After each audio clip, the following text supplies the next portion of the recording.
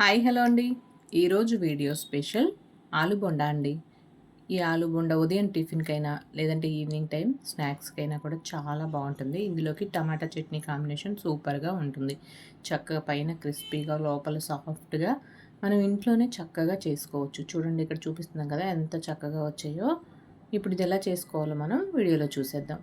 ముందుగా దీనికోసం నేనైతే ఒక అర కేజీ బంగాళదుంపలు తీసుకొని కుక్కర్లో ఒక 4 విజిల్లు పెట్టానండి. అవి మెత్తగా ఉడికిపోయాయి. ఇలా పైన పొట్టంతా తీసేసుకొని దుంపలు మొత్తం పొట్టు తీసుకొని వాటిని మెత్తగా స్మాష్ చేసుకోవాలండి. బాగా మెత్తగా ముక్కలు ముక్కలుగా లేకుండా మెత్తగా స్మాష్ చేసుకోవాలి. చేసుకొని పక్కన పెట్టుకొని ఇప్పుడు స్టవ్ వెలిగించి కళాయి పెట్టుకొని అందులో నూనె వేసుకొని అది వేడెక్కిన తర్వాత జీలకర్ర ఆవాలు వేసుకొని అవి చిటపటలాడిన తర్వాత ఒక 2 ఉల్లిపాయలు చిన్న చిన్న ముక్కలుగా కట్ చేసుకొని వేసుకోవాలి. అవి బాగా వేగిన తర్వాత ఒక 2 రెమ్మలు కరివేపాకు, అలాగే ఒక 2 పచ్చిమిర్చి సన్నగా కట్ చేసుకొని వేసుకోవాలి. ఇవి కూడా బాగా వేగిన తర్వాత ఇందులో కొంచెం అల్లం వెల్లుల్లి పేస్ట్ వేసుకోవాలి. అది కూడా పచ్చివాసన పోయేంత వరకు వేయించుకొని ఇప్పుడు కొంచెం పసుపు, కూర మొత్తానికి తగినంతగా ఉప్పు, కొంచెం కారం వేసుకోవాలి. మనం పచ్చిమిర్చి కూడా వేసాం కాబట్టి కారం చూసుకొని వేసుకోవాలి. వేసుకొని ఇది మొత్తం ఒకసారి బాగా కలిపి పచ్చివాసన పోయేంత వరకు వేగనిచ్చి ఇప్పుడు మనం బంగాళదుంపలు మెత్తగా స్మాష్ చేసి పెట్టుకున్నాం కదా, ఆ మిశ్రమాన్ని ఇందులో వేసుకొని బాగా అంతా కలిసేలాగా లో ఫ్లేమ్ పెట్టుకొని బాగా కలుపుకోవాలి. ఈ ఆలు బోండా అనేది మనం ఇంట్లోనే సింపుల్గా చేసుకోవచ్చండి. మనం హోటల్కి అది వెళ్ళినప్పుడు తింటూ ఉంటాం, కానీ చక్కగా మనం ఇంట్లోనే ఎంతో సింపుల్గా చేసుకోవచ్చు. బేకింగ్ సోడా అది వేసుకోకుండా చక్కగా ఇంట్లోనే చేసుకోవచ్చు.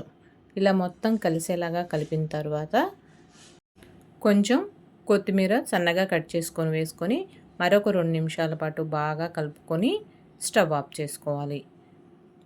స్టవ్ ఆఫ్ చేసుకొని దీన్ని చల్లారనివ్వాలి. ఇది చల్లారనిచ్చేసరికి మనం బోండాకి పై పూత కలుపుకుందాం పిండి.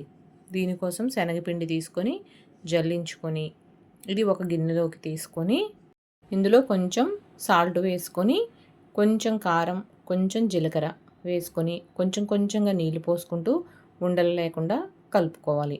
వాటరు మరీ ఎక్కువగా వేయకూడదండి. పల్చగా అయితే లోపల పెట్టినటువంటి కూర మనకి బయటకు వచ్చేస్తుంది. పల్చగా కాకుండా మరీ చిక్కగా ముద్దలాగా కలిపినా కూడా పైన శనగపిండి ఎక్కువగా పట్టేసి దానికి తినాలనిపించదండి. అందుకే మంచిగా మీడియంగా కలుపుకోవాలి. ఉప్పు, కారం, జీలకర్ర వేసుకొని కలుపుకోవాలి. బేకింగ్ పౌడర్ అది ఏమీ వేయట్లేదండి ఇందులోనూ. మనం ఇంట్లోకి చేసుకుంటున్నాం కాబట్టి పైగా దీనికి అవసరం కూడా లేదు. మనం పిండి మంచిగా కలుపుకుంటే కరెక్ట్గా వస్తుంది.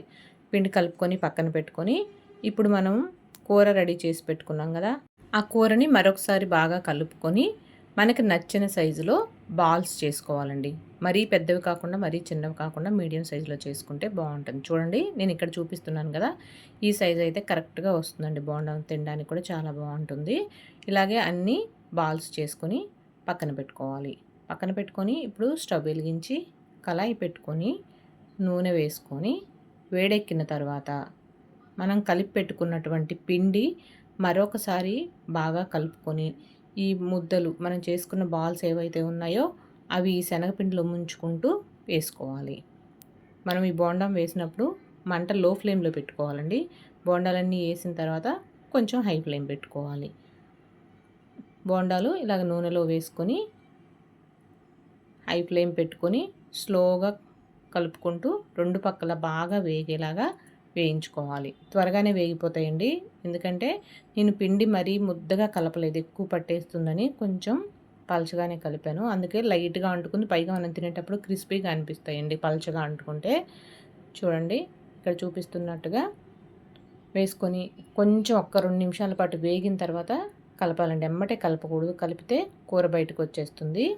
ఒక 2 నిమిషాల పాటు వేగిన తర్వాత కలుపుకోవాలి. కలుపుకొని చక్కగా గోల్డెన్ కలర్ వచ్చిన తర్వాత తీసుకోవడమేనండి. అంతే. ఎంతో టేస్టీగా చాలా బాగుంటాయండి. ఇంట్లోనే ఒకసారి ట్రై చేయండి మీరు. పిల్లలు కూడా ఎంతో ఇష్టంగా తింటారు. ఇందులోకి టమాటా చట్నీ కాంబినేషన్ మాత్రం సూపర్గా ఉంటుందండి. ఇలాగే బోండాలన్నీ కూడాను వేసుకోవాలి. మనం ఇంట్లోనే చక్కగా చేసుకోవచ్చు. హోటల్లో అది తినకుండా చక్కగా ఇంట్లోనే చేసుకుంటే ఒక అర కేజీ బంగాళదుంపలు అయితే ఫ్యామిలీ మొత్తానికి సరిపోతాయండి బోండాలు. మిగిలిన బాల్స్ అన్నీ కూడా ఇలాగే బోండాలు వేసుకొని చక్కగా మీడియం ఫ్లేమ్ పెట్టుకొని 2 వైపులా కాలేలాగా వేపుకుంటే సరిపోతుందండి. ఎంతో సింపుల్‌గా ఆలు బోండా రెడీ అయిపోతుంది. టిఫిన్‌కి, స్నాక్స్‌కి ఇలా దేనికైనానండి. పిల్లలు కూడా హాలిడేస్ కదా ఇంట్లో ఉంటారు. రోజు ఇడ్లీ, దోస కాకుండా ఏదో ఒకటి వెరైటీగా తినాలనుకుంటూ ఉంటారు కాబట్టి అప్పుడప్పుడు ఇలా ట్రై చేయండి. ఓకేనండి. ఈ వీడియో కనుక నచ్చినట్టయితే లైక్ చేయండి, షేర్ చేయండి, సబ్స్క్రైబ్ చేసుకోండి. Thank you. బాయ్ అండి.